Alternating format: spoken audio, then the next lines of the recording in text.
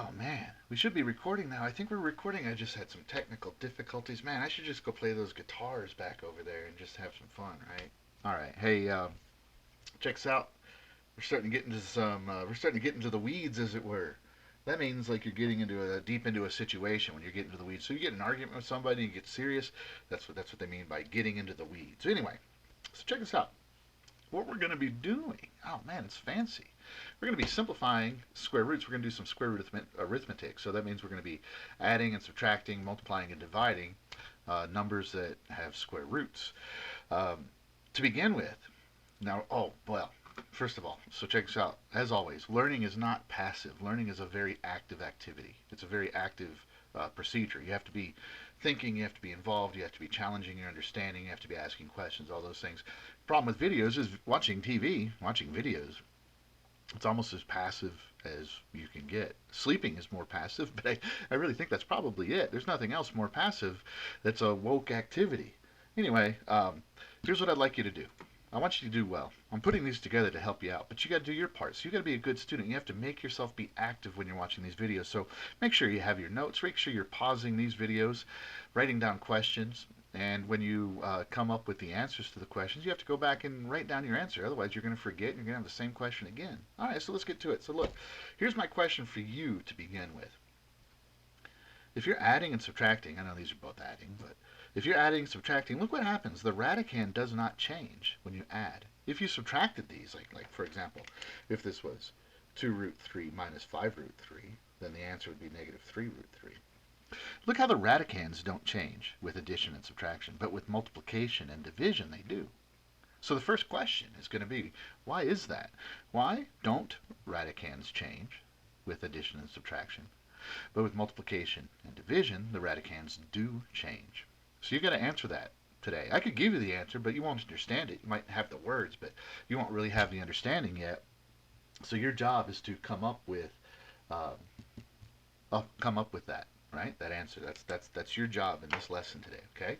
So what I'm going to teach you how to do today is how to add these kinds of things and how to simplify some square roots and stuff like that. So to begin with, let's start getting into why these don't change and why these do. So first of all, let's just take a look at just this part, right? Let's just take a look at that. 2 root 3. So first of all, the square root of 3, that's just a number. It's irrational. The best way we can write it is as a square root of 3. We could write a decimal approximation, but it's not accurate. It's just an approximation, and this is easier because you can't multiply 2 times it because it's irrational, so that's what we write instead. This is the most accurate way. Let me ask you a question, though. That 2, I kind of just said what it does. What's that 2 doing to the square root of 3? Raise your hand if you know. I'm kidding, of course. That 2 is multiplying, right? That's 2 times the square root of 3. When it's just written like that, it's multiplication, just like this. 2x, the 2 is multiplying by the x. Now, next question. What's multiplication? Well, multiplication, in case you forgot, is just a shortcut for repeated addition. So when I have 2x like this, that's the same as x plus x. Do you see? This is the same as the square root of 3 plus the square root of 3. I have one of them, I have 2 of them. That's how we write it. See, the radicands don't change. It's like saying if you had, let's say you had 2 $20 bills, and then you had 3 $20 bills. If you added those up, you would have 5 $20 bills. You wouldn't have 5 $40 bills. When you're adding, the thing you're adding doesn't change.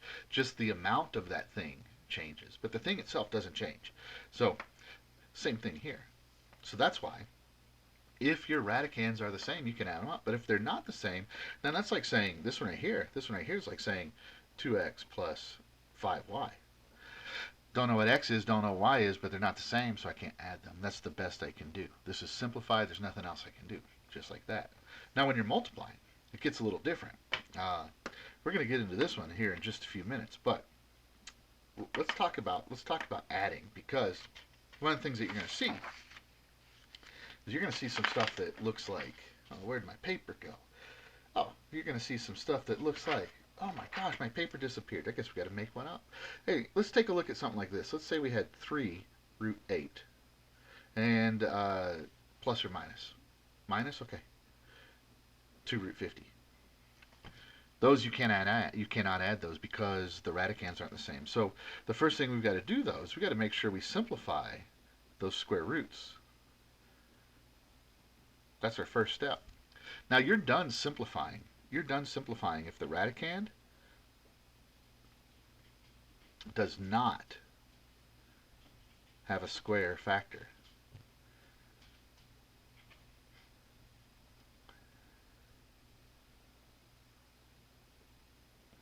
So if your radicand does not have a factor that's a square number, then it's simplified. Well, 8 does have a square factor, and so does 50, right? 25 is a square factor of 50, and 4 is a square factor of 8. So, for example, in case you forgot, let's just look at that 8 first. That's the same as the square root of 4 times the square root of 2, right? This says what number times itself is 4? Well, that's just 2. And the square root of 2 can't simplify it. Now, people mix these up all the time. They think that this is like some operation, and this is really a 2. It's not a 2 at all. This is a number times itself that equals 2. We don't know what that is, so we can't write it exactly. So this is what we write instead. Do you see? Now, back to the 3. What's the 3 doing to the square root of 8? Well, it's multiplying with it, right? And we just found out that the square root of 8 was the same as 2 times the square root of 2. So this is equal to 6 root 2. You see how we did that? You see how we did that right there? 6 root 2. We simplified the square root of 8, wrote it there, but they're multiplying. Same thing's going to happen here. Watch, check this out. The 2's there. Now the square root of 50. Would you guys agree with me if I said that this was the square root of 50? 25 times 2? Square root of 25 times the square root of 2? And isn't this 5? Isn't that 5? That's a 5. So this is minus 10 root 2. Do you see? The reason this is 10 is because it's 2 times 5. That's 5 right there. So 6 root 2 minus 10 root 2, that's negative 4 root 2. That's it right there, you're done. Now a lot of people will go ahead and say that's negative 2 root 2 because they say, but that's just 4. That's like 1, 2, 3, 4. That's not a square root. So you're done. That's how it works. So simplify those square roots, and then you can add or subtract the coefficients, the numbers in front. But the radicands don't change. The radicands don't change. They stay exactly the same. How are we doing? Good? Bad? What? I don't know. Let me know. Oh, man. I'm excited. You guys are going to do really well. You might have to watch the video again. You might have to practice stuff. Like, let's say I gave you this right here. Let's say I gave you 4 root 27, and let's do plus this time. Let's do plus the square root of 12. Yeah. See if you can try that one. Go ahead. Let's move on. Pause the video. Oh, here, I'll let you the answer. You pause the video, though. Try it. Okay? So this would be 4 times 3 root 3 plus 2 root 3, right? Because 12 is 4 times 3. So when you take the square root of 4, you get 2. The square root of 3 is the square root of 3. The square root of 27, well, that's 9 times 3, right? So that's 3 root 3 because the square root of 9 is 3.